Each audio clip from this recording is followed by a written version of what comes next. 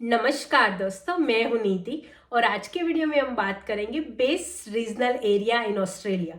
तो ये वीडियो उन लोगों के लिए यूजफुल होने वाला है जो अगर ऑस्ट्रेलिया आना चाहते हैं स्टूडेंट वीज़ा पे या तो 491 या कोई रीजनल वीज़ा लेके, और फिर अगर कोई यहाँ पे ऑस्ट्रेलिया में ऑलरेडी है स्टूडेंट वीज़ा पे या तो वर्क वीज़ा में, पर वो लोग कोई रीजनल एरिया में मूव होना चाहते हैं, तो उन लोगों के लिए ये वीडियो बहुत ही यूजफुल होने वाला है।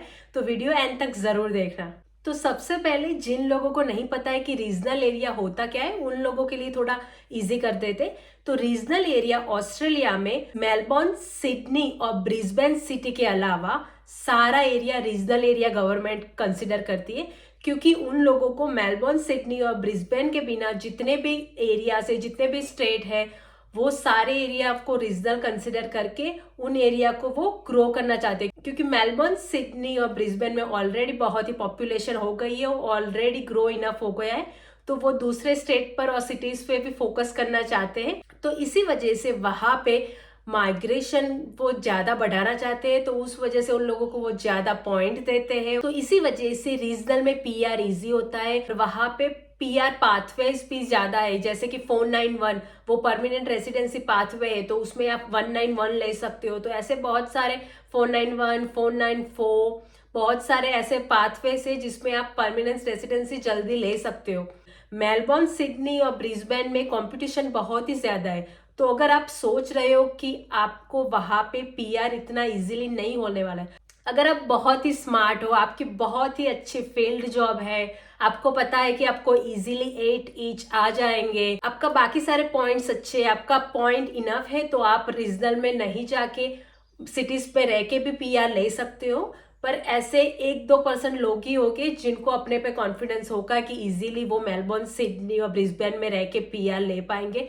बाकी सारे लोग जिनको भी ऐसा कंफ्यूजन है कि उनको पीआर लेने के लिए थोड़ा इजी पाथवे चाहिए, क्योंकि 8 ईच लाना अब इतना इजी नहीं रहा है, क्योंकि ऑलरेडी पीटी और आईएलटीएस डे बाय डे वो हार्ड होता जा रहा है। अभी ही नए रूल्स आए पीटी के लिए भी, वो भी पहले इजी था, अब वो भी हार्ड हो रहा है। तो 8 ईच लाना अब इतना इजी नहीं रह गया है। तो जिन लोगों को ऐसा डर है कि इतनी कंपटीशन में उनको पीआर नहीं मिलने वाला, तो आप रीजनल एरिया में मूव होके, वहां पे कंपटीशन कम है तो वहां पे जाके आपको वैसे भी एक्स्ट्रा पॉइंट मिलने वाले हैं गवर्नमेंट से, आपको कंपटीशन कम होगी, आपको जॉब की अपॉर्चुनिटी भी मिलेगी, और आपको एग्जैक्ट फील्ड जॉब की जरूरत भी नहीं है। कई बार रिलेवेंट होती है फिर भी पीआर के चांसेस है। तो ये सारे रीजन है आपको रीजनल एरिया में मूव होना चाहिए। तो अब बात करते हैं best regional area for PR. तो उसमें सबसे पहला आता है तास्मानिया। तास्मानिया बहुत ही फेमस है सबको पीआर इजीली दिलवाने में, और तास्मानिया जहां से हमने भी पीआर लिया है तो वो हमारे दिल से बहुत ही करीब है। तो तास्मानिया में इतना हार्ड नहीं है बाकी सिटीज के कंपैरिजन में। तास्मानिया में अगर आप जैसे फॉर एग्जांपल अगर आप इंजीनियर हो, अगर आपको एग्जैक्टली इंजीनियर की जॉब नहीं मिलती, अगर आपको रिलेवेंट कोई टेक्नीशियन या ऐसी कोई भी जॉब मिल जाती है, फिर भी आपके चांसेस बहुत ही ज्यादा है कि आपको एटलीस्ट 491 का इनविटेशन या नॉमिनेशन मिल जाए। तो ये बहुत अच्छी चीज है तास्मानिया में, और अपॉर्चुनिटी भी बहुत है। पहले लोग 4-5 साल पहले ऐसे बात करते थे कि अगर आप तास्मानिया गए, जैसे कि हम भी जब मेलबोर्न से तास्मानिया मूव हुए थे, बहुत सारे लोग हमें भी बोल रहे थे कि अगर आपको वहां जाके जॉब नहीं मिली तो क्या करोगे। लोग आपको बहुत डराते हैं जब आप रीजनल में जाने का सोचते हो, पर किसी का इतना मत सुनो। अगर कोई डरा रहा है, आप अपने पे भरोसा रखो। अगर आपको अपने पे ट्रस्ट है तो अगर आप वहां पे जाके कुछ ना कुछ कर ही लोगे।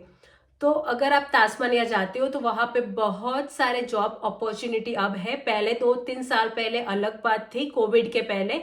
कोविड के बाद थोड़े साल अब हो गए हैं, तो अब इतना कोई टेंशन लेने की बात नहीं, वहां पे बहुत सारी जॉब अवेलेबल है। तो अगर कोई सोच रहा है तो डेफिनेटली आपको तास्मानिया कंसिडर करना चाहिए। वहां पे हमको खुद एक्सपीरियंस है, हम वहां पे जाके पीआर लेके आए हैं, तो वो डेफिनेटली हम तो रिकमेंड करते हैं। तो सेकंड नंबर पे आता है एडिलेड। तो एडिलेड में हमारी कम्युनिटी भी बहुत ज्यादा है, तो ये प्लस पॉइंट है। अगर तास्मानिया की और एडिलेड की कंपैरिजन करें तो तास्मानिया से ज्यादा एडिलेड में हमारी कम्युनिटी होगी, क्योंकि एडिलेड बड़ा है, और आपको वहां जाओगे तो आपको ऐसा फील भी नहीं होगा कि आप कोई ऐसे रीजनल एरिया में आए हो, क्योंकि एडिलेड काफी बड़ा है। तो आपको रीजनल एरिया वाली फीलिंग भी नहीं आएगी। अगर आपको इन फ्यूचर अगर आपको मेलबर्न सिडनी वापस नहीं आना है फिर भी कोई इश्यू नहीं है, क्योंकि एडिलेड बिग इनफ है, वहां पे आप अपना आसानी से सब कुछ अपनी लाइफ पूरी बिता सकते हो। तो ये प्लस पॉइंट है। जब जैसे कि तास्मानिया के कंपैरिजन में देखें तो तास्मानिया में आप थोड़े साल डेफिनेटली रह सकते हो, लाइफ टाइम भी रहने का कोई इश्यू नहीं है, पर वो थोड़ा आइसोलेटेड है। तो हमारे लिए वही बात थी, उसी वजह से हम मेलबर्न वापस आ गए। पर एडिलेड में आपको ये भी कोई टेंशन लेने की जरूरत नहीं, क्योंकि एडिलेड बिग इनफ है, वहां पे आपको सब कुछ मिल जाएगा, वहां पे जॉब के भी इतने इश्यू नहीं होंगे। तो अगर ऑक्यूपेशन की बात करें तो एडिलेड में आईटी, ट्रेड और हेल्थ ये सारे ऑक्यूपेशन में ज्यादा डिमांड है। तो अगर आपका ऑक्यूपेशन इनमें से कोई है कि तो डेफिनेटली आपको एडिलेड कंसीडर करना चाहिए। तो तीसरे नंबर पे आता है वेस्टर्न ऑस्ट्रेलिया यानी कि पर्थ। तो पर्थ रीजनल एरिया में कंसीडर हो रहा है, ये बहुत बड़ी बात है, क्योंकि पहले शायद पर्थ रीजनल में नहीं आता था, पर अब पर्थ भी रीजनल में आ रहा है। पर्थ बहुत ही बड़ा है और वो रीजनल में आ रहा है, तो ये बहुत ही अच्छी अपॉर्चुनिटी है जिन लोगों को पर्थ जैसी सिटी में मूव होना है और फिर भी वो रीजनल एरिया में। तो आप पर्थ में जाके कहीं पे भी जॉब कर सकते हो, कहीं पे भी रह सकते हो, आपको कोई रिस्ट्रिक्शन नहीं है। पर्थ बाकी सारी सिटीज से थोड़ा दूर है, तो ये थोड़ा डिसएडवांटेज है। पर अगर आपको इंडिया जाना है तो पर्थ सबसे नजदीक है इंडिया से, तो वो बेनिफिट है। पर्थ में थोड़ी गर्मी ज्यादा है, तो वो भी आप अपने हिसाब से देख सकते हो कि अगर आप ऐसे कोई है को आपको बिल्कुल ही गर्मी में आप नहीं सरवाइव कर सकते तो फिर आपको एडिलेड आप तास्मानिया चूज करना चाहिए। अगर आप ओके हो गर्मी से तो फिर पर्थ भी आप कंसिडर कर सकते हो। वो पर्थ बड़ा है तो वहां पे भी आपको जॉब के इतने कोई इश्यू नहीं होगी। और अगर ऑक्यूपेशन की बात करें तो पर्थ में भी mining, construction, health care worker ये सारे ऑक्यूपेशन की डिमांड है। ये occupation list every year change होता रहता है। तो फोर्थ नंबर पे आता है नॉर्थर्न टेरिटरी, डार्विन। डार्विन छोटा सा रीजनल है, वहां पे स्किल वर्कर की बहुत ही जरूरत है। डार्विन में भी अगर आप मूव होने का सोच रहे हो तो वहां पे इतनी कम्युनिटी नहीं है बाकी सारी सिटीज की कंपैरिजन में, वो थोड़ा छोटा है और वहां पे गर्मी बहुत ही ज्यादा पड़ती है, पर्थ से भी ज्यादा पड़ती है। तो अगर जाने का सोच रहे हो डार्विन तो वो भी पॉइंट है कंसिडर करने का कि अगर आप गर्मी में सर्वाइव कर पाओगे या नहीं कर पाओगे। डार्विन में उनको ज्यादा वर्कर्स की जरूरत है, क्योंकि बहुत कम लोग डार्विन मूव होते हैं दूसरी सारी सिटीज की कंपैरिजन में। तो डार्विन की गवर्नमेंट चाहती है कि अगर उनको कोई लॉन्ग टर्म रहने वाले कोई लोग मिले तो वो डेफिनेटली उनको ज्यादा प्रेफरेंस देते हैं कंपेयर टू अदर्स। क्योंकि अगर उनको कोई लॉन्ग टर्म, जैसे कि डार्विन में किसी ने 2-3 साल 4 साल निकाल दिए तो उनको डेफिनेटली पीआर मिलना है, क्योंकि इतनी कंपटीशन नहीं होगी दूसरी सिटीज के कंपैरिजन में और वहां पे लॉन्ग टर्म रहने वाले लोग भी कम होंगे। तो अगर आप सोच रहे हो कि आप डार्विन में 5-6 साल आराम से निकाल लोगे, आप इंडिया से आ रहे हो स्टूडेंट वीजा पे, तो अगर आपको डार्विन जाना है और अगर आप सोच रहे हो कि वहां पे आप 3-4 साल आराम से निकाल लोगे तो डेफिनेटली आपको कंसिडर करना चाहिए। वहां पे इजी है पीआर दूसरी सिटीज के कंपैरिजन में, क्योंकि वहां पे इतने ज्यादा लोग मूव नहीं होते हैं। और 5वें नंबर पे है न्यू साउथ वेल्स और विक्टोरिया के रीजनल्स। तो न्यू साउथ वेल्स स्टेट है जिसमें सिडनी आता है और विक्टोरिया एक स्टेट है जिसमें मेलबर्न आता है। तो न्यू साउथ वेल्स और विक्टोरिया में सिडनी और मेलबर्न सिटी के अलावा बाकी जितना भी एरिया है वो सब रीजनल में कंसिडर होता है। तो आप वैसे कोई भी छोटे से टाउन में जाके मूव हो सकते हो। जैसे अगर हम विक्टोरिया की बात करें तो विक्टोरिया में मेलबर्न सिटी है, उसके आसपास जिलोंग, बारारत ये सारे बड़े टाउन है, फिर भी ये रीजनल में कंसिडर होते हैं। तो अगर आप चाहे तो ऐसी कोई छोटे छोटे टाउन में भी मूव हो सकते हो, वो डेफिनेटली इजी ऑप्शन है, इसीलिए बहुत सारे लोग मूव होते हैं। जैसे कि जिलोंग की बात करें तो जिलोंग में बहुत ही इंडियन कम्युनिटी है, क्योंकि सबके लिए इजी है। जिन लोगों को लगता है कि उनको मेलबर्न में या सिडनी में पीआर नहीं होगा, वो ऐसे छोटे छोटे रीजनल में चले जाते हैं, क्योंकि वो नजदीक है। तो आपको ऐसी फीलिंग भी नहीं आएगी कि आपको प्रॉपर मूव होना पड़ा, इंटर स्टेट कोई दूसरे स्टेट में जाके मूव होना पड़ा। और नजदीक है, आप पहले से जॉब ढूंढ के भी अगर थोड़े टाइम के लिए, जैसे कि आप मेलबर्न में हैं, मेलबर्न में रह के भी अगर आपको जिलोंग में जॉब मिल जाती है, थोड़े टाइम के लिए ट्रैवल कर सकते हो और फिर परमानेंटली जिलोंग में मूव हो सकते हो जब भी आप चाहो। तो ये कन्वीनियंट है, इसीलिए बहुत सारे लोग मूव होते। तो कंपेरेटिवली अगर तास्मानिया, एडिलेड, पर्थ की कंपैरिजन करें तो यहाँ पे कंपटीशन ज्यादा है मेलबर्न और सिडनी के रीजनल में। क्योंकि ये इजी है मूव होने में। बहुत सारे लोग इंडिया से भी डायरेक्ट यहाँ पे आने का प्रीफर करते हैं, क्योंकि उनके रिलेटिव्स फ्रेंड्स सब लोग मेलबर्न सिडनी में होते हैं, तो वो वीकेंड में जाके उनको मिल सकते हैं, फैमिली गेट टुगेदर हो सकता है, और उनको ऐसा डर भी नहीं रहता है कि अगर जॉब नहीं मिली जिलोंग में आके तो वो इजीली मेलबर्न जाके मूव हो सकते हैं। तो ये सारे बहुत सारे रीजन है, इसीलिए मेलबर्न और सिडनी के रीजनल्स में ज्यादा कंपटीशन है दूसरे सारे रीजनल के कंपैरिजन में।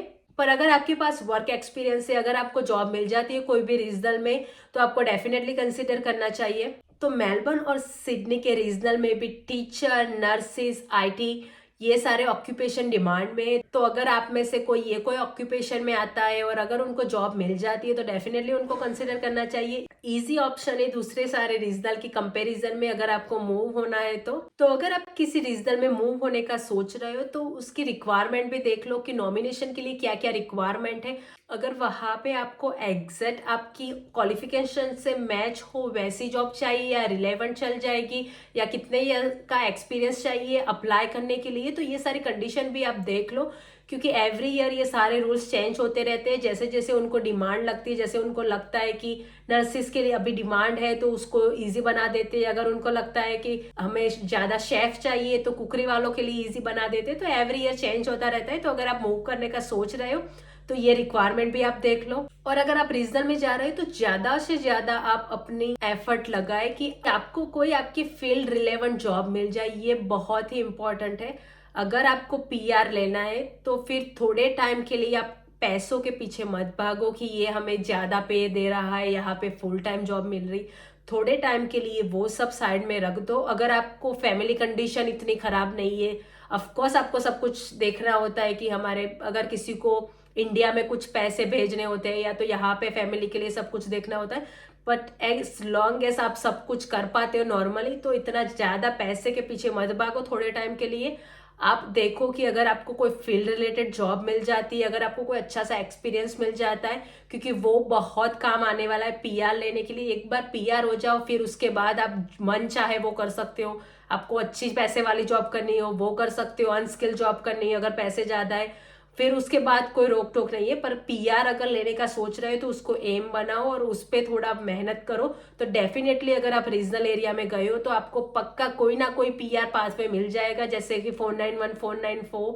ये आप थोड़ी भी एफर्ट लगाओगे आपकी स्किल रिलेटेड जॉब ढूंढने में तो डेफिनेटली आपको इसमें से नॉमिनेशन मिल जाएगा। तो ये था आज का वीडियो ऑस्ट्रेलिया के रीजनल एरिया के बारे में। अगर आप इनमें से कोई भी रीजनल एरिया में जाने का सोच रहे हो तो डेफिनेटली गो अहेड। कोई आपको डरा रहा है कि जॉब नहीं मिलेगा तो क्या होगा, ये सारी चीजों को ध्यान में मत दीजिए, क्योंकि ये आपको पीआर दिलवाने में बहुत हेल्प करने वाला है। होपफुली आपको ये वीडियो अच्छा लगा हो। अगर आपको ये वीडियो अच्छा लगा तो प्लीज वीडियो को लाइक कीजिए, शेयर कीजिए और चैनल को सब्सक्राइब करना ना भूले। तो मिलते हैं फिर किसी और वीडियो में, तब तक के लिए बाय बाय।